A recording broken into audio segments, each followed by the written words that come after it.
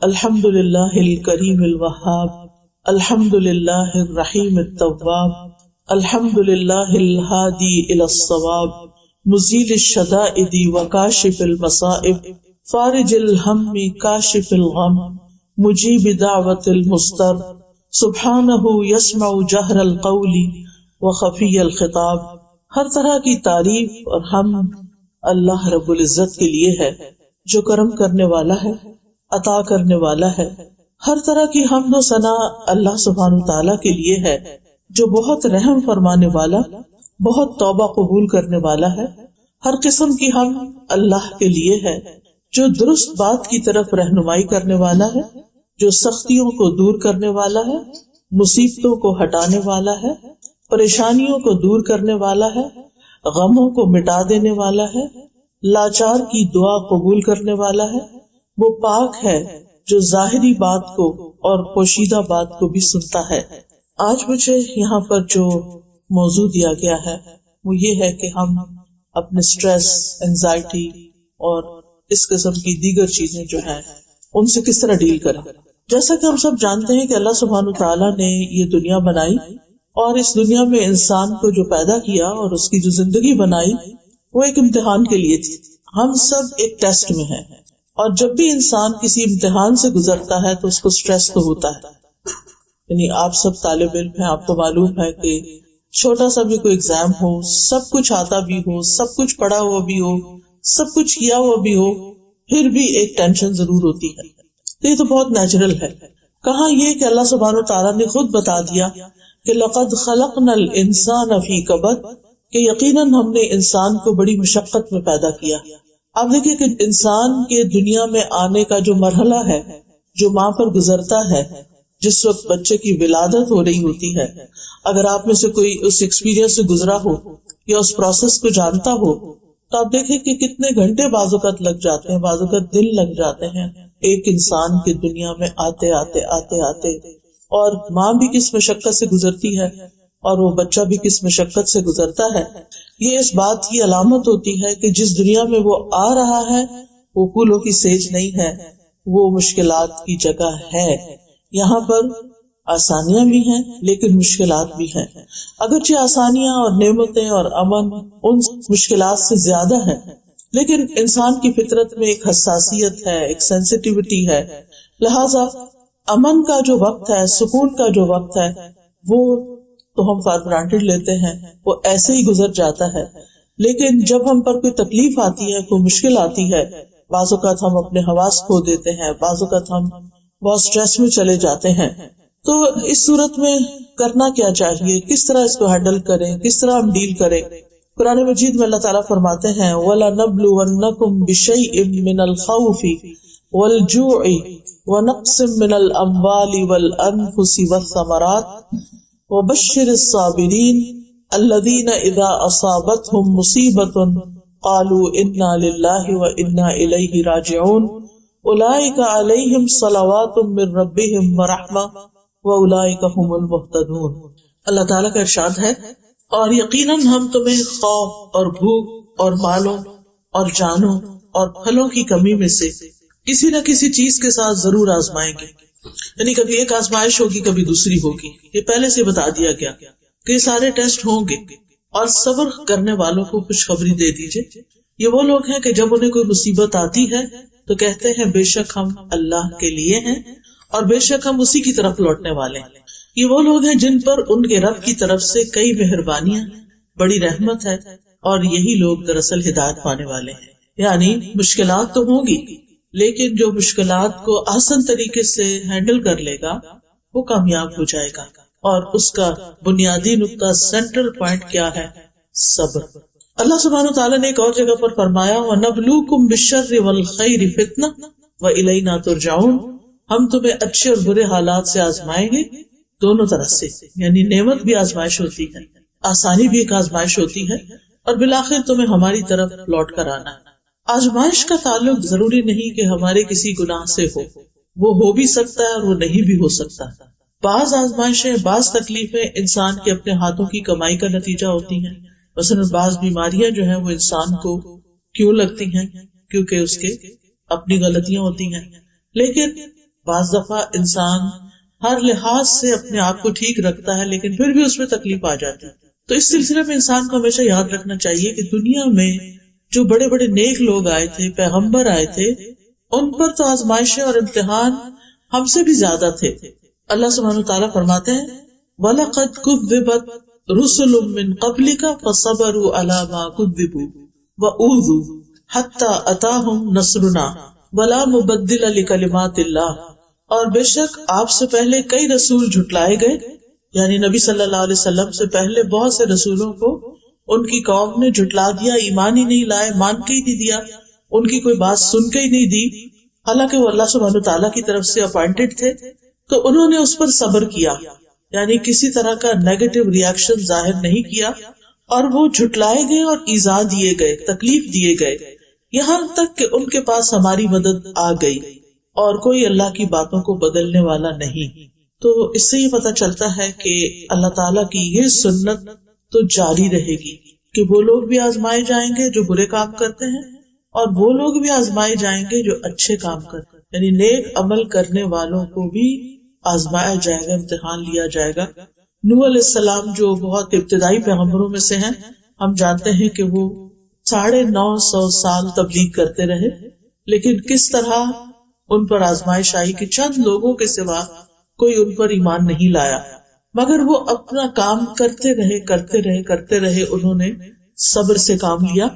موسیٰ علیہ السلام کے لیے فرعون کی آزمائش تھی، یعقوب علیہ السلام سے یوسف علیہ السلام جدا ہو گئے تو 40 سال کی جدائی انہیں برداشت کرنا پڑی، اور وہ اپنے پیارے بیٹے کی جدائی میں روتے رہے کہ ان کی آنکھیں سفید ہو گئیں. یوسف علیہ السلام کی الگ آزمائش ہو رہی تھی، کبھی ایک طرح کبھی دوسری طرح، کبھی بھائیوں نے کنویں میں پھینک دیا، کبھی وہ مصر کے بازار میں بک گئے، کبھی وہ عزیز مصر کے گھر میں اس عورت سے آزمائے گئے اور بالآخر جیل میں ڈال دیے گئے بغیر کسی قصور کے، اور 9 سال کے قریب وہ جیل میں رہے، پھر بالآخر وہاں سے نکالے گئے، اور اللہ سبحانہ تعالیٰ نے دنیا میں بھی ان کے صبر کا ان کو بہترین بدلہ دیا. ایوب علیہ السلام ہم دیکھتے ہیں قرآن مجید میں کہ ان پر آزمائش آئی بیماری کی، اور روایات میں آتا ہے کہ 18 سال تک وہ سخت قسم کی سکن ڈیزیز میں مبتلا رہے.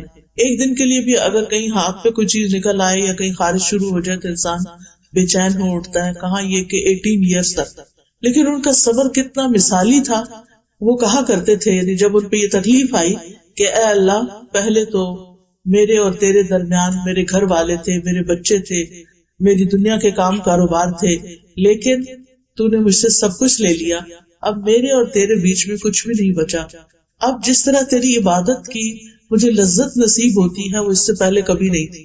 اب یہ بھی ایک مائنڈ سیٹ ہے کہ تکلیف کی وجہ سے وہ اللہ سبحانہ تعالیٰ کو اور زیادہ قریب سے پکار رہے ہیں. سوچ کی بات ہے نا. وہ یہ بھی کہہ سکتے تھے کہ اب تو نے سب کچھ مجھ سے لے لیا تو میں کیوں تیری عبادت کروں، جیسے ہمارے عام طور پر لوگ کرتے ہیں کہ اگر انہوں نے نمازیں پڑھی ہوں، دعائیں کی ہوں اور امتحان میں کامیاب نہ ہو یا مطلوبہ نمبر نہ آئے ہوں تو پھر کیا ہوتا ہے، نماز ہی چھوڑ کے بیٹھ جاتے ہیں یا اللہ تعالیٰ سے ناراض ہو جاتے ہیں. حالانکہ اس سے مسئلہ حل تو نہیں ہوتا اور بگڑتا ہے، لیکن ناسمجھی کی باتیں ہیں یہ. اسی طرح ہم دیکھتے ہیں کہ نبی صلی اللہ علیہ وسلم کے لیے بہت مشکل کا دن تھا جب آپ طائف کے سفر کے لیے روانہ ہوئے. پھر اسی طرح حضرت عائشہ رضی اللہ تعالیٰ عنہا پر ایک الزام لگا تھا، اور اس الزام کی وجہ سے وہ 1 مہینے سے زائد عرصے تک روتی رہی اور تکلیف میں مبتلا رہی، حالانکہ وہ نبی صلی اللہ علیہ وسلم کی بہت پیاری بیوی تھی. اسی طرح پچھلی امتوں پر بحیثیت امت بھی بہت تکلیفیں آئیں. اللہ تعالیٰ فرماتے سورۃ البقرہ آیت 214 ام حسبتم ان تدخلوا الجنۃ ولما یأتکم مثل الذین خلوا من قبلکم مستهم البأساء والضراء وزلزلوا حتى يقول الرسول والذین آمنوا معه متى نصر اللہ الا ان نصر اللہ قریب. کیا تم لوگ سمجھتے ہو کہ تم یوں ہی جنت میں داخل ہو جاؤ گے جبکہ ابھی تمہیں اس جیسی تکلیف تو پیش ہی نہیں آئی جو تم سے پہلے گزرے ہوئے لوگوں کو آئی؟ انہیں سختیاں اور تکلیفیں پہنچی اور وہ ہلا مارے گئے، یہاں تک کہ رسول اور وہ لوگ جو ان کے ساتھ تھے ان پر ایمان لائے تھے وہ پکار اٹھے کہ اللہ کی مدد کب آئے گی. سنو، بے شک اللہ کی مدد تو قریب ہے. یعنی اللہ کی مدد ضرور آتی ہے لیکن امتحان تو ہوتا ہی ہے. اب سوال ہی پیدا ہوتا ہے کہ یہ امتحان کیوں آتے ہیں، یہ غم اور پریشانیاں کیوں آتی ہیں؟ نمبر 1، انسان کے ایمان کے امتحان کے لیے کہ وہ اللہ سبحانہ تعالیٰ پر کتنا سچا پکا ایمان رکھتا ہے، یعنی خوشحالی میں ہی صرف اللہ کو یاد کرتا ہے یا مشکل میں بھی اللہ تعالیٰ کو یاد کرتا ہے۔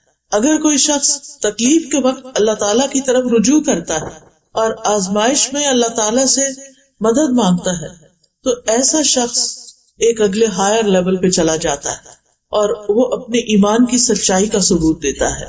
دوسری وجہ انسان کو بلند درجات دینے کے لیے، حدیث میں آتا ہے کہ بندے کے لیے اللہ کے ہاں ایک بہت اونچا مقام ہوتا ہے، لیکن وہ اپنے عمل کی وجہ سے وہاں تک نہیں پہنچ سکتا، یعنی اس کی عبادت یا باقی اعمال کم ہوتے ہیں، تو اللہ تعالیٰ اسے اپنے جسم یا مال یا اولاد کی آزمائش میں ڈال دیتا ہے۔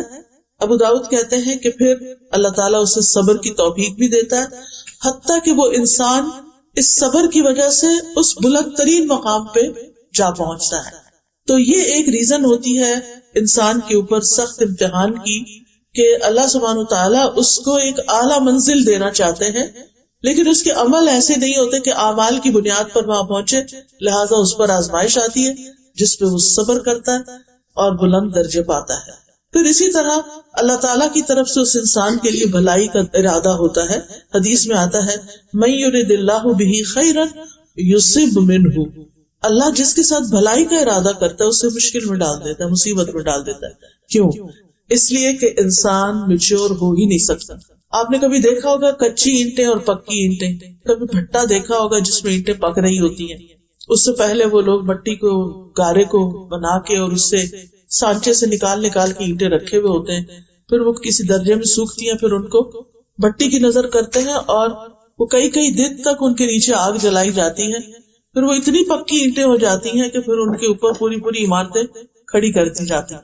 تو بالکل اسی طرح انسان میچور نہیں ہوتا، کچا ہی رہتا ہے، اس کے اندر پختگی نہیں آتی، وہ بڑے کام کرنے کے قابل نہیں ہوتا جب تک وہ مشکلات سے نہیں گزرتا۔ اسی لیے آپ اگر ریشو دیکھیں عام طور پر تو جو بچے مشکلات سے نکلتے ہیں پڑھائی میں اور آگے بڑھنے کی حرص میں، جو ان میں سے آ جاتے ہیں آگے، وہ بہت محنتی ہوتے ہیں بنسبت ان بچوں کو جن کو بہت لاڈ پیار ملا ہوتا ہے، چھوٹی چھوٹی چیز سے گھبرا جاتے ہیں۔ تو انسان کو اس زندگی میں کچھ کرنے کے لیے بہت سا صبر چاہیے ہوتا ہے، بہت سی محنت چاہیے ہوتی ہے۔ اب آپ دیکھیے کہ جن لوگوں نے بڑی بڑی ایجادات کی ہیں انہوں نے اپنی پوری زندگی اس کام میں کپا دی، انہوں نے بھوک پیاس بھی کاٹی، انہوں نے گمنامی بھی کاٹی، اور انہیں دنیاوی طور پر کوئی زیادہ فائدہ حاصل نہیں ہوا۔ مرنے کے بعد ان کا نام روشن ہو گیا، ان کو کیا فائدہ ہوا ان کی زندگی میں؟ ہم آرام سے بیٹھ کے پیناڈول کھا لیتے ہیں، ہمیں یہ بھی نہیں پتا کہ کس نے یہ ایجاد کی تھی، اس کی زندگی ریسرچ کرتے کرتے کس مشکل سے گزری تھی، کس تکلیف سے وہ شخص گزرا ہوگا جس نے ایک اتنی فائدے کی چیز انسانوں کے لیے بنا لی کہ ذرا سی درد ہوتی انسان بغیر سوچے سمجھے کھا کے اور اپنے آپ کو پھر کام میں مشغول کر لیتا ہے۔ اس وقت بھی آپ جانتے ہیں کہ میڈیسن میں جو دو طرح کے لوگ ہوتے ہیں، ایک تو پریکٹیشنرز ہوتے ہیں اور ایک سائنٹسٹ ہوتے ہیں، اکیڈیمیا ہوتے ہیں، تو اس میں بہت کم لوگ ریسرچ اور اکیڈیمکس کی طرف جاتے ہیں کیونکہ اس میں بظاہر ریوارڈ نظر نہیں آتا، بہت قربانی کرنی پڑتی ہے، آپ کو پیسے بھی کم ملتے ہیں۔ اس کے برعکس وہ لوگ جو اچھے ہائیلی کوالیفائڈ ہوتے ہیں، پریکٹس شروع کر دیتے ہیں میڈیسن کی، آپ دیکھیں کہ زندگی بالکل الگ ہوتی ہے، وہ دنیا کی زندگی کو انجوائے کر رہے ہوتے ہیں، پیسے سے، شہرت سے، بہت سی چیزوں سے۔ لیکن جو سائنٹسٹ ہوتے ہیں عام طور پر آپ ان کی اگر زندگیوں کے بارے میں پڑھیں تو آپ حیران ہو جائیں گے کہ کس قدر سادہ زندگی وہ گزارتے ہیں، کس قدر محنت کی، مشقت کی۔ اسی طرح دین میں جنہوں نے بڑا بڑا نام پیدا کیا، مثلا امام بخاری ہیں، ان کی کتاب اللہ کی کتاب کے بعد سب سے صحیح کتاب بتائی جاتی ہے۔ امام بخاری 16 سال کی عمر میں اپنے گھر سے نکلے تھے علم حاصل کرنے کے لیے، اور 16 سال تک وہ گھر واپس نہیں گئے۔ اس دوران انہوں نے احادیث اکٹھی کی، ان کو چھانٹا، پرکھا، دیکھا، اور پھر کتاب لکھی، صحیح احادیث پر مشتمل کتاب لکھی، صحیح البخاری۔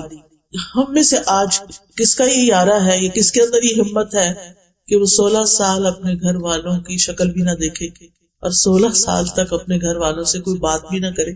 آج تو ہمارے پاس ویڈیو کالز کا سسٹم ہے اور اتنی ساری چیزیں آ گئی ہیں کہ ہمیں کوئی مشکل نہیں، ہم دنیا کے کسی بھی حصے میں ہو، ہم کنیکشن میں ہی رہتے ہیں۔ پہلے تو کہا جاتا تھا میرا سلام فلاں کو پہنچانا، یہ بھی ایک بڑا کام سمجھا جاتا تھا. تو اب تو یہ بھی کسی کو کہنے کی ضرورت نہیں، آپ خود ہی کافی ہیں، جس کو چاہے سلام کر لیں. تو اس میں آپ دیکھیے کہ انہوں نے 16 سال لگا کر ایک کتاب لکھی. امام مالک کی کتاب موطا امام مالک سب سے پہلی حدیث کی کتاب ہے جس کی تیاری میں ان کو 40 سال لگے، کیونکہ اس وقت احادیث جمع نہیں تھی. 40 سال ان کو لگے. تو ان کو کسی نے کہا کہ اور لوگ بھی آپ کو دیکھا دیکھی یہ کتاب لکھنے لگ گئے ہیں ایسی. تو انہوں نے کہا کہ ما کان للہ بقیہ، جو اللہ کے لیے ہوگا وہ باقی رہ جائے گا. اور واقعی ان کی کتاب باقی رہ گئی اور باقی کتابیں معلوم نہیں کہاں گئی. تو کہنے کا مطلب یہ ہے کہ جس نے بھی زندگی میں کوئی بڑا کام کیا اس نے مشکلات سہی. من طلب العلا سحر اللیالی، جس نے بلندیاں طلب کی وہ راتوں کو جاگا. رات کی نیند کس کو پیاری نہیں ہوتی، لیکن وہ راتوں کو جاگتا ہے. اور اس میں ہم دیکھتے ہیں کہ امام بخاری کے ساتھ ایک طالب علم اور تھے، وہ کہنے لگے ایک مرتبہ مجھے ان کے ساتھ رات گزارنے کا موقع ملا. میں نے گنا کہ امام بخاری رات 18 مرتبہ اٹھے، رات کے دوران 18 بار اٹھے، دیا جلایا، کچھ لکھا، بند کیا، پھر سو گئے، پھر اٹھے، پھر کچھ لکھا. معلوم نہیں خواب میں دیکھتے ہوں گے یا ان کے ذہن یعنی سو کے بھی نہیں سوتے ہوں گے. تو کہنے کا مطلب یہ ہے کہ یہ وہ لوگ ہیں کہ جنہوں نے اپنی زندگیاں مشقت میں گزاری لیکن دنیا کو ایک بہت بڑا فیض پہنچا گئے. آج بھی ایسے لوگ ہیں، ایسے ریسرچرز ہیں کہ جو بعض اوقات صرف جنگلوں میں ہی رہ کے زندگی بسر کرتے تھے. ایک چھوٹی سی ویڈیو جو ہم 2-3 منٹ میں دیکھ لیتے ہیں نا کسی پرندے کی ساری زندگی کی، کہ کس طرح وہ بڑا ہوتا ہے اور گھر بناتا ہے اور کس طرح بچے دیتا ہے اور کس طرح بچے اڑ جاتے ہیں. وہ 60 ڈیز بھی ریسنٹلی کسی نے مجھے بھیجی، تو بہت ہی انٹرسٹنگ تھا. اللہ کی تخلیق پہ غور کرنا چاہیے. اس ٹیکنالوجی کے دور میں ہر چیز بری بھی نہیں ہے.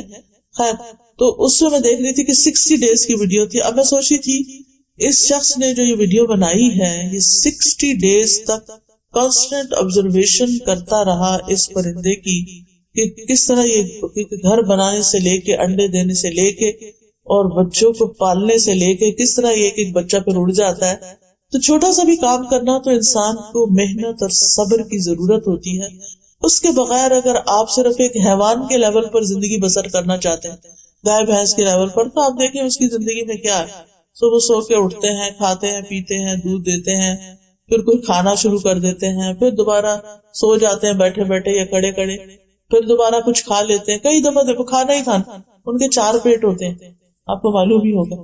اور کام ان کا کیا صرف ہمارے لیے دودھ بنانا یا پھر اپنے بچے پیدا کرنا اور ان کے بچے کچھ ان کا دودھ پی لیتے ہیں. تو اب آپ سوچئے کہ ایک وہ زندگی ہے کہ جس میں آپ اٹھیں کھائیں پیئیں اور سو جائیں اور پھر اٹھیں کھائیں پیئیں اور کہیں نکل جائیں اور اٹھیں کھائیں پیئیں اور پھر، تو یہ زندگی تو حیوانوں کی زندگی ہوتی ہے، انسانوں کی تو نہیں ہوتی. لیکن ظاہر ہے کہ انسانوں کو جب کوئی کام کرنا پڑتا ہے تو اس میں انہیں مشقت ہوتی ہے، اور جب مشقت ہوتی ہے تو پھر انسان کو تکلیف پہنچتی ہے اور انسان کی استقامت ختم ہونے لگتی ہے. جو بھی اس نے کام شروع کیا تھا آدھے میں چھوڑ کے نکلنا چاہتا ہے اس سے. اور پھر آپ سوچئے کہ اس کا نتیجہ کیا ہوتا ہے یا انجام کیا ہوتا ہے. وہاں تک تو وہ نہیں پہنچ سکتا جہاں تک اس کے لیے پہنچنا ہوتا ہے. اگر انسان یہ بات یاد رکھے کہ غموں سے پاک زندگی صرف جنت کی زندگی، دنیا میں یہ نہیں ہو سکتا، تو پہلے سے ہم مینٹلی پریپیئرڈ ہوں گے کہ اس دنیا میں تو امتحان ہوں گے. دیکھنے کی بات یہ ہے کہ مجھے کیا کرنا ہے، تو اس میں پھر انسان اس کے مطابق اپنی زندگی بسر کرتا ہے. جنت ایسی جگہ ہے جہاں صحت ہی صحت ہے، بیماری نہیں، زندگی ہے کبھی موت نہیں ہوگی، جوانی ہے کبھی بڑھاپا نہیں آئے گا، آرام ہے کبھی بے سکونی نہیں ہوگی. اور کہا جائے گا پکار کر یہ جنت ہے جس کے تم وارث بنائے گئے ان اعمال کے بدلے جو تم کر کے آئے. یعنی دنیا میں تم نے مشقتوں میں زندگی بسر کی، کام کیا، محنت کی. ظاہر ہے کہ اٹھ کے وضو کرنا ہی ایک بڑا مشکل کام لگتا ہے، اور اس کے بعد نماز پڑھنا، نماز میں بھی صرف فرض نہیں نوافل کا اہتمام کرنا. تو یاد رکھیے کہ دنیا ہے ہی کام کی جگہ، اور اس کام میں ہی انسان کا آرام ہے. اور جب انسان کام چھوڑ دیتا ہے اس کی زندگی میں چیلنجز نہیں رہتے اور بالکل وہ ایک آرام کی زندگی بسر کرتا ہے، تو وہاں سے پریشانیاں شروع ہوتی. جو کہتے ہیں نا خالی ذہن شیطان کا گھر، پھر شیطان اس کے اندر مستقل وسوسے ڈالتا رہتا ہے. اب سوال یہ پیدا ہوتا ہے کہ کیا پھر انسان کو پریشان رہنا چاہیے، غمگین رہنا چاہیے؟ ہرگز نہیں. ہمارا دین یہ نہیں کہتا کہ تم غم مناؤ کیونکہ یہ ایمان کا حصہ ہے، ایسا کچھ بھی نہیں ہے. یہاں پر غم انسان کے اوپر آنے والی مصیبتوں میں سے ایک مصیبت ہوتی ہے، اور جنت میں جا کے انسان کہے گا الحمدللہ الذی اذھب عنا الحزن، اللہ کا شکر جس نے ہمیں غم سے نجات دی۔ مومن کا غم کیا ہوتا ہے؟ مومن دنیا کی حقیر چھوٹی چھوٹی چیزوں پہ غم نہیں کرتا۔ مومن کا غم یہ ہوتا ہے کہ میری آگے کی دنیا کا جو کبھی ختم نہیں ہوگی اس کا کیا بنے گا، کیا میرا رب مجھ سے راضی ہے یا نہیں، اس کی ساری فکر اسی چیز کی ہوتی ہے۔ اور پھر آپ دیکھیے کہ ہمارا دین ہمیں اس سے منع کرتا ہے کہ ہم ہر وقت غمگین رہیں۔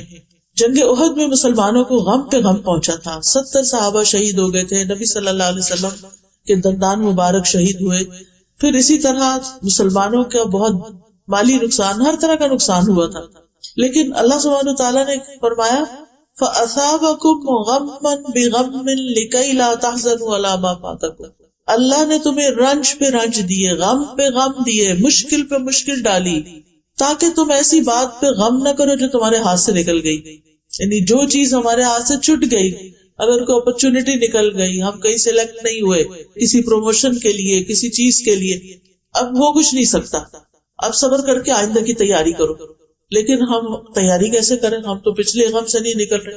تو انسان آگے نہیں جا سکتا جب تک کہ وہ پیچھے سے چھٹکارا حاصل نہیں کرتا۔ تو اللہ سبحانہ وتعالیٰ غم پہ غم کیوں ڈالتا ہے؟ تاکہ انسان غم نہ کرے۔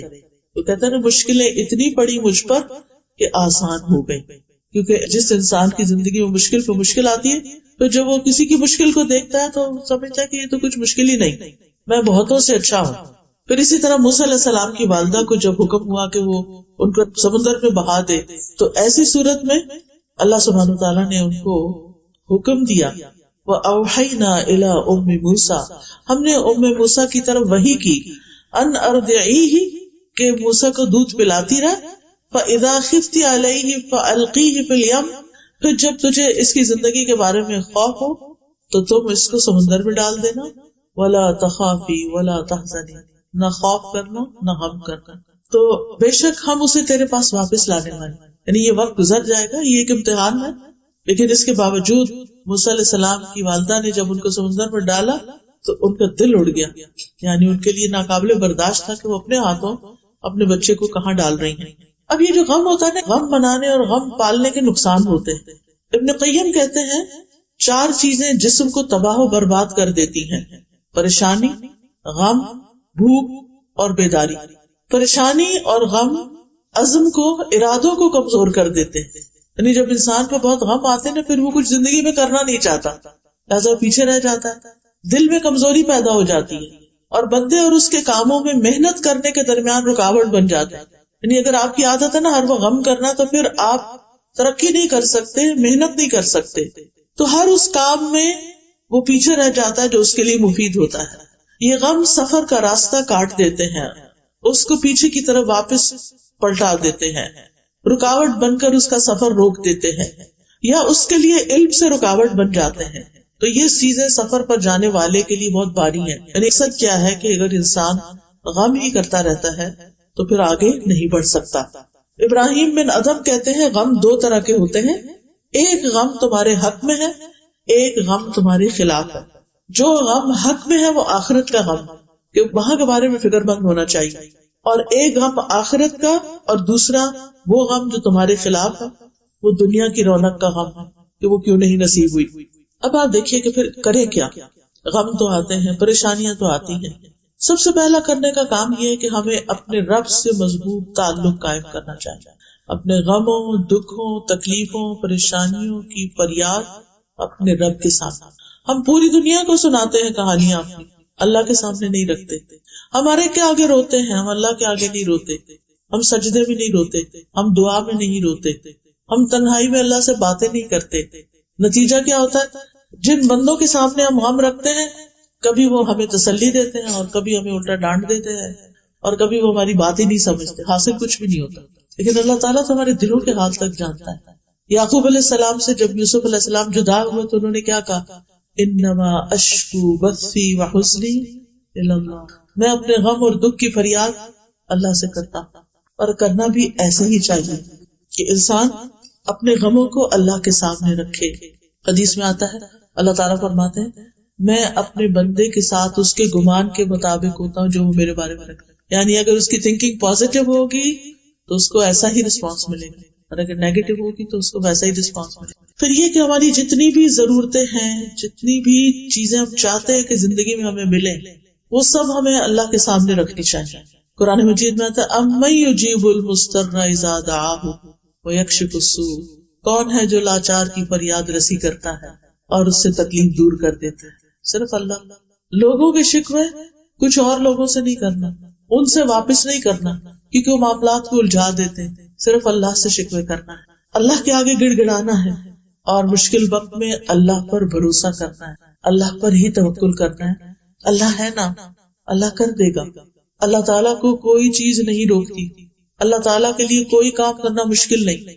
اللہ سبحانہ وتعالیٰ تو میرے دل کی بات بھی سنتا ہے، اگر میں زبان سے رو کے دعا کرتا ہوں تو کیوں نہیں سنے؟ اس کا تو وعدہ ہے وَإِذَا سَأَلَكَ عِبَادِي عَنِّي فَإِنِّي قَرِيبٌ أُجِيبُ دَعْوَةَ الدَّاعِ إِذَا دَعَانِ فَلْيَسْتَجِيبُوا لِي وَلْيُؤْمِنُوا بِي، کہ جب آپ سے میرے بندے میرے بارے میں پوچھیں تو انہیں بتا دیجیے میں تو قریب ہوں. انی قریب، اجیب ہوں، میں جواب دیتا ہوں. دعوت الداعی، پکارنے والے کی پکار کا. گویا جب بھی ہم کہتے یا اللہ تو اللہ تعالیٰ ہمیں جواب دیتا ہے، اے میرے بندے بتا تو کیا چاہتا ہے. اگرچہ اللہ کو پتا ہے ہم کیا چاہتے ہیں، لیکن اللہ تعالیٰ ہمارے منہ سے سننا چاہتا ہے، کیونکہ دعا ایک عبادت ہے. اور جب ہم اپنے منہ سے اپنی بات بیان کرتے ہیں تو ہمارا دل ہلکا ہو جاتا ہے. لوگوں کے سامنے جب ہم بیان کرتے ہیں تو کبھی اور بھی بوجھل ہوتا ہے کہ ڈر ہوتا ہے یہ مسئلہ کہیں بگڑ ہی نہ جائے، کسی اور کو ہی نہ بتا دے. مشکل حالات میں اللہ پہ بھروسہ کرنا سیکھیے، اپنے معاملات اللہ کے سپرد کیجیے. یعنی ہم انسان مشکل نہیں دور کر سکتے، اللہ کے لیے کچھ مشکل نہیں. وہ وہاں سے رستہ دکھاتا ہے جہاں سے انسان سوچ بھی نہیں سکتا. قرآن مجید سورۃ الطلاق کی آیت 3 میں آتا ہے وَمَن يَتَوَكَّلْ عَلَى اللَّهِ فَهُوَ حَسْبُهُ إِنَّ اللَّهَ بَالِغُ أَمْرِهِ قَدْ جَعَلَ اللَّهُ لِكُلِّ شَيْءٍ قَدْرًا. جو شخص اللہ پہ بھروسہ کرے تو اللہ اس کے لیے کافی ہے. اللہ اپنے کام پورے کر کے رہتا ہے. اللہ نے ہر چیز کا ایک اندازہ مقرر کر رکھا ہے، ہر چیز کا ایک وقت ہے. جیسے آپ بیج ڈالتے ہیں تو درخت کا پھل آنے میں ایک وقت لگتا ہے، لیکن آپ دیکھیں جیسے ہو سکتا ہے آپ کے گھر میں کہیں چیکو کا درخت لگا ہوا، میں کبھی دیکھتی نا کہ ایسے درخت تو بہت پھل لاتے ہیں، یا کبھی شہتوت کا درخت دیکھا جب وہ پھل لاتا ہے اس قدر بھرا ہوا کتنا پھل ہوتا ہے اس کا. میں سوچتی ہوں کہ اس کی اوریجن کیا ہے، اس کا روٹ کیا ہے، کتنے بیج ڈالے گئے ہوں گے. ایک بیج اور پھر اس سے اتنا بڑا درخت اور اس پر اتنا زیادہ فروٹ، ایک بیج کے اندر اتنا پوٹینشیل. اور انسان کی مثال تو حدیث میں درخت سے ہی دی گئی ہے کہ ایور گرین درخت. مومن کی مثال ایسے ہی ہے جیسے ایور گرین درخت ہو. مومن کبھی سوکھتا نہیں، مومن پہ خزاں نہیں آتی، مومن غموں سے گھبراتا نہیں، مومن حل جانتا ہے، مومن اللہ کا دامن تھام لیتا ہے. لیکن جو دعا ہم نے کی وہ سنی گئی، وہ یقیناً سنی گئی، قبول بھی ہو گئی. اس کا نتیجہ ہم کچھ عرصے بعد دیکھیں گے. ان اللہ بالغ امرہ قد جعل اللہ لکل شیء قدرا، بے شک اللہ نے ہر چیز کا ایک اندازہ مقرر کر رکھا ہے، اس لیے وہ اپنے وقت پر ہی کام ہوگا. اس وقت تک کے لیے ہم کیا کریں؟ صبر اور دعا سے کام لیں، کیونکہ ان دو چیزوں سے اجر بڑھتا رہتا ہے. پھر اس بات پر یقین کرنا کہ ہر تنگی کے بعد آسانی ہے. فَإِنَّ مَعَ الْعُسْرِ يُسْرًا، إِنَّ مَعَ الْعُسْرِ يُسْرًا، تنگی کے بعد آسانی ہے، پھر تنگی کے بعد آسانی ہے. اور یہ یاد رکھنا کہ ہر تنگی کے ساتھ دو آسانیاں ہیں، کیونکہ 2 دفعہ آسانیوں کا ذکر آیا ہے. پھر اچھا وقت آنے کا انتظار کرنا، مایوس نہیں ہونا، موت کا ہی نہیں سوچنے لگ جانا، مرنے کی باتیں نہیں کرنا، ہوپ فل رہنا. کیونکہ ہمارے سر میں شدید درد تو ہم کہتے ہیں بس پتہ نہیں ہم بچیں گے، پھٹ ہی نہ جائے رکھ، سر میں سے کچھ پھٹ گیا تو علاج بھی کوئی نہیں. لیکن امید اچھی رکھنا، سوچ اچھی رکھنا، دعائیں جو اللہ نے سن لی آپ کے لیے ذخیرہ کر دی اس کے بارے میں سوچ اچھی رکھنا. پھر اسی طرح اللہ تعالیٰ کے احکامات کی حفاظت کرنا. نبی صلی اللہ علیہ وسلم نے فرمایا احفظ اللہ یحفظک، تم اللہ کے احکام کی حفاظت کرو اللہ تعالیٰ تمہاری حفاظت کرے گا. اور اس میں سب سے پہلا حکم کون سا ہے؟ نماز. تو نماز پڑھنے والے کو اللہ کی رحمت ملتی ہے. نبی صلی اللہ علیہ وسلم نے فرمایا جب تم میں سے کوئی آدمی نماز کے لیے کھڑا ہوتا ہے تو رحمت الہی اس کی طرف متوجہ ہو جاتی ہے، یعنی اللہ سبحانہ وتعالیٰ آپ کی طرف توجہ فرماتا ہے، اور نماز کے بعد پھر آپ جو دعا کرتے ہیں وہ دعا بھی قبول ہو جاتی ہے. خصوصاً فجر کی نماز کی حفاظت کرنے والا اللہ کی امان میں ہوتا ہے. چاشت کی 4 رکعت نماز پڑھنا دن بھر اللہ کی حفاظت ملتی ہے. دوسری اہم چیز کرنے کے کاموں میں سے یعنی پہلا تھا اللہ کے ساتھ اپنا تعلق مضبوط کرنا، امید رکھنا، آسانی رکھنا، یقین رکھنا کہ اللہ تعالیٰ ضرور مدد کرے گا، اللہ کا تقوی اختیار کرنا، اللہ پہ توکل کرنا، ہر نیکی اللہ ہی کے لیے کرنا. دوسرا ہے قرآن سے متعلق مضبوط کرنا. قرآن ایمان والوں کے لیے شفا اور رحمت ہے. اللہ تعالیٰ نے ہمارے لیے قرآن کی شکل میں ایسی روحانی بیماریوں کے لیے شفا رکھ دی ہے اور اس کے لیے بھیجی ہے یہ کتاب. یہ الگ بات ہے کہ ہم اس سے فائدہ نہیں اٹھاتے. یہ کتاب اللہ کی رحمت لانے والی بابرکت کتاب ہے. اللہ تعالیٰ فرماتے ہیں وَهَذَا كِتَابٌ أَنزَلْنَاهُ مُبَارَكٌ، یہ کتاب جو ہم نے اتاری ہے بڑی بابرکت ہے. یعنی اگر تمہاری زندگیوں میں ہوگی تو اس سے تمہیں برکت ملے گی. اس کا پڑھنا، اس کو سمجھنا، اس کے مطابق زندگی بسر کرنا، اس کی تعلیم دینا. لیکن اس کے ساتھ کرنا کیا، اصل کام کیا؟ فَاتَّبِعُوهُ، اس کی پیروی کرو، اس کو فالو کرو، اس کو اپنا امام بناؤ، اس کو اپنا رہنما بناؤ. وَاتَّقُوا، اور ڈرو، لَعَلَّكُمْ تُرْحَمُونَ، تاکہ تم رحم کیے جاؤ. یہ کتاب اللہ سے جوڑنے کا بہترین طریقہ ہے. پیچھے بات کی تھی نا میں نے کہ اللہ سے تعلق قائم کرے. کیسے کریں؟ نماز سے کریں اور قرآن کے ذریعے کریں. اور پھر گھروں میں برکت، آپ کی زندگی میں برکت. اور جتنا جتنا آپ اس کتاب کو پڑھتے چلے جائیں گے اتنا اتنا آپ کے دل میں بھی سکون آئے گا. جتنی اس کی خدمت کریں گے اتنی آپ کی زندگی میں برکتیں آئیں گی. پھر چونکہ ہر وقت انسان قرآن نہیں پڑھ سکتا تو پھر چلتے پھرتے اور کام کرتے ہوئے کیا کرے انسان؟ اللہ کا ذکر کثرت سے کرے. اور خاص طور پر جو مشکل اگر آئی ہے تو اس کے لیے یا حی یا قیوم برحمتک استغیث یا ذا الجلال والاکرام یا بدیع السماوات والارض یا اللہ یا اللہ یا رحمان یا رحیم. اللہ تعالیٰ خود فرماتے ہیں کہ اللہ سبحانہ تعالیٰ کے ناموں سے اس کو پکارو، اس سے دعائیں جلد قبول ہوتی. ذکر کرنے سے اور مسلسل ذکر سے دل کو سکون مل جاتا ہے، سٹریس کم ہو جاتا ہے. ذکر روح کی غذا ہے. یہ سٹریس اور انزائٹی کیوں ہوتے ہیں اس کے بارے میں پڑھ رہی تھی کہ یہ اوپر سرفیس پہ جو سمپٹم نظر آتی ہیں یہ اصل میں ہمارے سب کانشیس کے اندر بہت کچھ پیچھے جا چکا ہوتا ہے جو ان پلیزنٹ ہوتا ہے، اور پھر ایک دن آتا ہے کہ وہ سرفیس پہ آ جاتا ہے، ہمارا بیہیویئر چینج ہو جاتا ہے. اگر ہم اس کے اندر، کیونکہ انسان کے اندر ایک طلب تو ہے نا کسی چیز کی. بازو کا سمجھتا ہے انسان شاید مجھے مال چاہیے، مجھے کمپینین چاہیے، مجھے سیر و تفریح چاہیے. یہ سب کچھ کرنے کے بعد پھر کیوں ہے آپ پریشان؟ تو اب تو آپ کو خوش ہو جانا چاہیے. وہ اس لیے کہ صرف ان چیزوں سے یہ ویکیوم نہیں بھر سکتا. اگر آپ اللہ تعالیٰ سے ایک تعلق قائم کریں گے، اس کے دین سے تعلق قائم کریں گے، قرآن سے تعلق قائم کریں گے، تو پھر وہ جو اندر جو سب کانشیس ہے، جو کچھ آپ پڑھتے جائیں گے، سنتے جائیں گے، اندر جا کر وہ اس کو آلٹر کرنا شروع کر دے گا، بیماری کو باہر نکالے گا اور اپنی جگہ بنائے گا. کیونکہ جاء الحق وزہق الباطل ان الباطل کان زہوقا، حق آ گیا، باطل چلا گیا. تو جو باطل وسوسے شیطان کی باتیں اور بہت کچھ دل میں بیٹھا ہوا ہوتا ہے، وہ حق بات یعنی قرآن کی بات آ کر اس کو نکال دیتی ہے. اور ذکر سے انسان کو زندگی ملتی ہے، رحمت اور سکینت ملتی ہے، پریشانی اور خوف زائل ہوتا ہے، شیطان کے حملوں سے بچاؤ حاصل ہوتا ہے. ابن قیم کہتے ہیں اللہ کا ذکر مشکل کو آسان کر دیتا ہے، تنگی اور مشقت کو کم کر دیتا ہے. بس جب بھی کسی مشکل پر اللہ کا نام ذکر کیا جاتا ہے تو وہ آسان ہو جاتی ہے. جب بھی کسی مشقت پر اللہ کا ذکر کیا جاتا ہے تو وہ بھی آسان ہو جاتی ہے. اور جس کسی تکلیف پر، سختی پر اللہ کا ذکر کیا جاتا ہے وہ زائل ہو جاتی ہے. اور جس تکلیف پہ اللہ کو یاد کیا جاتا ہے وہ ختم ہو جاتی ہے. اللہ کے ذکر کی تو بہت سی قسمیں ہیں. سبحان اللہ و بحمدہ، سبحان اللہ العظیم، سبحان اللہ، الحمدللہ. ایک دفعہ کہنا میزان کو بھر دیتا ہے. یعنی استغفر اللہ، بہت ساری چیزیں، درود شریف، آیت کریمہ، ان میں سے جو بھی چیز آپ پڑھنا چاہیں پڑھتے جائیں. لیکن ان سب میں جو بہترین چیز ہے جس سے انسان کی مشکلات حل ہوتی ہیں وہ استغفار ہے، اللہ سے گناہوں کی معافی مانگنا. کیونکہ ہمارے اور اللہ کے بیچ میں جو چیز رکاوٹ ڈالتے ہیں وہ ہمارے ہی گناہ ہوتے ہیں. مثلا نماز نہیں پڑھی، مثلا زبان سے لوز ٹاک، مثلا کسی کا حق مار دیا، کسی کو ذلیل کر دیا، کسی کو بے عزت کر دیا، کسی کو پریشان کر دیا، یہ ساری چیزیں اس میں آ جاتی ہیں. پھر روزی میں کشادگی اور مال میں بڑھوتری بھی استغفار سے ہوتی ہے. بہت زیادہ خیر و برکت اور بارشوں کا اترنا اور جسم کی طاقت کا سامان ہونا یہ بھی اسی استغفار کے ساتھ ہے. پھر یہ کہ ہمیں ایک اور کام کرنا چاہیے، وہ ہے اللہ سے اچھا گمان، کہ اگر تکلیف بھی آئی ہے تو میرے رب نے کسی وجہ سے بھیجی ہے اور اس کا نتیجہ اچھا ہی ہوگا.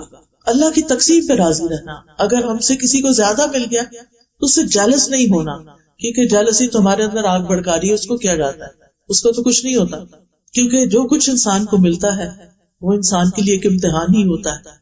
اگر وہ ہمیں نہیں ملا، کسی اور کو ملا، تو اسی کا امتحان ہوگا، ہمارا تو نہیں ہوگا. پھر یہ یاد رکھے کہ مایوس ہونا کبیرہ گناہ ہے، اور ملنے والے اجر پہ نظر رکھنا جو ہے انسان کے حوصلے بلند کر دیتا ہے. پھر صبر اور شکر لازم کر لیں زندگی میں، مشکلات پہ صبر اور نعمتوں پہ شکر. کوئی بھی نعمت جو آپ کو ملے، چھوٹی ہو یا بڑی، فوراً اللہ کا شکر ادا کریں. غموں پر، دکھوں پر، تکلیفوں پر صبر. فاصبر صبرا جمیلا. اللہ سبحانہ تعالیٰ ایسے لوگوں کی تعریف کرتے ہیں جو صبر سے کام لیتے ہیں، اور پھر یہ تعریف ہر حال میں ہونی چاہیے. ایک اور چیز جو مشکلات کو ٹالتی ہے وہ ہے صدقہ خیرات. ہمیں ہر روز کچھ نہ کچھ ضرور صدقہ کرنا چاہیے، تھوڑا ہو یا زیادہ. اگر روز کے روز راستے میں کہیں مسکین آتے ہیں تو دے دیں، ورنہ اکٹھا کر کے کسی خیر کے کام میں، کسی بڑے پروجیکٹ میں بھی لگا سکتے ہیں. پھر اسی طرح صدقہ جسم کی حفاظت کرتا ہے، بیماریوں سے محفوظ رکھتا ہے، مشکلات اور پریشانیوں کو دور رکھتا ہے. پھر ہے خیر کے کاموں میں والنٹیئر کرنا. ہر کام کمائی کا ذریعہ نہ بنائیں. کچھ کام زندگی میں ایسے رکھیں کہ جو صرف اور صرف اللہ کے ہاں اس کا ریوارڈ پانا ہے، اس کا اجر اللہ سے لینا ہے. اس سے آپ کے دل کو بہت سکون ملے گا. اللہ تعالیٰ فرماتے ہیں جو شخص بھی نیک عمل کرے، خواہ مرد ہو یا عورت، بشرطے کہ وہ مومن ہو، تو ہم اسے پاکیزہ زندگی بسر کرائیں گے، اور آخرت میں ان کے بہترین اعمال کے مطابق انہیں ان کا اجر دیا جائے گا. یعنی ایسے لوگوں کو قیامت کے دن پھر اجر ملے گا. پھر آپ دیکھیے دوسروں کی پریشانیوں پہ غور کر کے اپنی پریشانی کو کمپیئر کر کے چھوٹا سمجھنا. اور پھر نیکسٹ ہے مثبت مصروفیات کے حامل لوگوں سے دوستی کرنا. ایسے لوگوں سے دوستی کرنا جو صالحین میں سے ہوں. ایسے لوگوں سے دوستی کرنا کہ جن کا تھاٹ پروسیس بہت ہی پازیٹیو ہے، وہ ہر چیز میں خیر ڈھونڈ لیتے ہیں. اور ویسے بھی انسان جس کے ساتھ بیٹھتا ہے اسی کے عادات میں ڈل جاتا ہے. مثبت دوستی جو ہے اس کے اثرات بھی مثبت ہی ہوتے ہیں. اور سارے غموں میں سے بہترین غم آخرت کا غم ہے. ہم میں سے ہر ایک اگر وہ غم لگا لے حقیقی معنوں میں، تو اس کے لیے تیاری بھی کرے، پلان بھی کرے، اپنے دل و دماغ کو اسی کام میں لگا دے، اور پھر ہمیشہ کے لیے اللہ سے اس کا اجر پائے. پھر کثرت سے دعا کرنا. دعاؤں کی کثرت ہونی چاہیے، خوشحالی میں بھی تکلیف میں، دونوں حالتوں میں دعائیں کرنا. دعا تقدیر کو بدل دیتی ہے. پورے یقین سے دعا کرنا، اوپر اوپر سے نہیں. اللہ سبحانہ تعالیٰ سے دعا کرتے ہوئے انسان کوئی شرط نہ لگائے، بلکہ اللہ کی راہ میں کھلا دے اور اچھے کی امید رکھے. پھر ہم و غم کی جو دعائیں ہیں، ان دعاؤں میں سے وہ دعائیں نکال کے پڑھنا، اور غم اور دکھ و تکلیف کو جو دور کرتے ہیں کلمات، ان میں سے سب سے بہترین کلمات درود شریف کی کثرت. اٹھتے بیٹھتے درود شریف پڑھتے رہے. انشاءاللہ العزیز زندگی میں بہت سی بھلائیاں آئیں گی، بہت سی خیر آئے گی. اور انشاءاللہ جب آپ خیر کو پا لیں گے تو اس کو پکڑ کر رکھیں، چھوڑ نہ دیں. اللہ تعالیٰ ہمارا حامی و ناصر ہو. ہاں، اس کا میں ایک علاج آپ سب کو بتاتی ہوں، نوٹ کر لیں. ہے تو دعا. مجھے بہت فائدہ ہوا اس کا، کیونکہ میرے پہ بہت ساری ذمہ داریاں ہوتی ہیں، ایک کام کے بعد ایک کام، ایک چیز کے بعد ایک چیز. یعنی مینٹلی میں بہت زیادہ آکیوپائڈ ہوتی ہوں. اگر فزیکلی میں کچھ نہیں بھی کر پاتی تو مینٹلی بہت آکیوپائڈ ہوتی ہوں. اس کی وجہ سے پھر میں بھی اوور تھنک کرنے لگ جاتی تھی اور ریلیکس نہیں ہو پاتی. نبی صلی اللہ علیہ وسلم نے ایک دعا سکھائی ہے کہ اگر جیسے نماز میں ہماری خشوع نہیں ہوتا نا، اور بار بار دھیان ادھر جاتا ادھر جاتا، پتہ ہی نہیں چلتا، نماز بھول جاتی ہے، تو نماز کے اندر بھی اور نماز کے باہر بھی 3 دفعہ یہ دعا پڑھیں: اعوذ باللہ السمیع العلیم من الشیطان الرجیم من ہمزہ ونفخہ ونفثہ. تا کے ساتھ 3 دفعہ یہ دعا پڑھنی ہے. اعوذ باللہ السمیع العلیم من الشیطان الرجیم من ہمزہ ونفخہ ونفثہ. اعوذ باللہ السمیع العلیم من الشیطان الرجیم من ہمزہ ونفخہ ونفثہ. ایسے کر کے دل کے اوپر تھوکنا ہے. تھوکنے سے مراد یہ کہ ایک تو کہتے ہیں نا چھو، ایسے نہیں، چھو چھو چھو، جس میں ہلکی پھلکی تھوک بھی آ جائے بیچ میں سے. اتنا مجھے اس دعا کا فائدہ ہوا. میں ہر روز صبح فجر کے بعد پڑھتی ہوں، اور دن بھر اتنی کام اور ریلیکس، اور ورنہ پہلے اتنی انزائٹی ہو جاتی تھی، اچھا یہ تو ہوا نہیں، ابھی اگلا کب ہوگا، اور یہ کب ہوگا، اگر ٹریول کر رہے ہیں تو کب پہنچیں گے، کیا یہ خواہ بخواہ کے بیچے فائدہ تو کچھ نہیں. اب آپ دیکھیں کہ جب آپ ریلیکس ہوتے ہیں تو آپ اپنے آس پاس کو انجوائے کرتے ہیں. کوئی انسان ہے آپ کے ساتھ، اس کی بات سنتے ہیں، اس سے تبادلہ خیال کرتے ہیں، کہ مدد کرتے ہیں. یعنی 100 کام ہوتے ہیں، اور چھوٹی درخت دیکھ دیکھ کے خوش ہوتے رہتے ہیں. اللہ کی کریشن دیکھ کے خوش ہوتے ہیں. یعنی لائف کو انجوائے کرنا چاہیے. جب ہم غم میں، دکھ میں، اسٹریس میں، انگزائٹی میں، پریشانی میں، تناؤ میں، ڈپریشن میں ہوتے ہیں تو ہم زندگی انجوائے کر سکتے ہیں. اور زندگی آسان نہیں ہے، زندگی میں تو ٹیسٹ ہوں گے ہی، لیکن ہمیں اس کے ساتھ ڈیل کرنا آنا چاہیے. اسی طرح اگر آپ کو زیادہ ہو رہا ہے کوئی مسئلہ تو پھر ربی اعوذ بک من ہمزات الشیاطین واعوذ بک ربی ان یحضرون ساتھ پڑھ لیں. کچھ دن آپ ہر نماز کے بعد یہ 3 دفعہ پڑھ لیں، پھر آپ روٹین بنا لیں 1 دفعہ فجر میں 1 سے 9. اور ضروری نہیں کہ نماز کے بعد، اینی ٹائم آپ پڑھ سکتے ہیں، لیکن انشاءاللہ. کیونکہ ہوتا یہ کہ شیطان ہمارا دشمن ہے. اللہ تعالیٰ بھی فرماتے ہیں قرآن مجید میں تمہارا دشمن ہے تم اسے دشمن سمجھو، لیکن ہم سمجھتے نہیں ہیں. ہم کہتے ہیں وہ کیا کر لے گا ہمارا، ہم خود ہی بہت اسٹرانگ ہیں.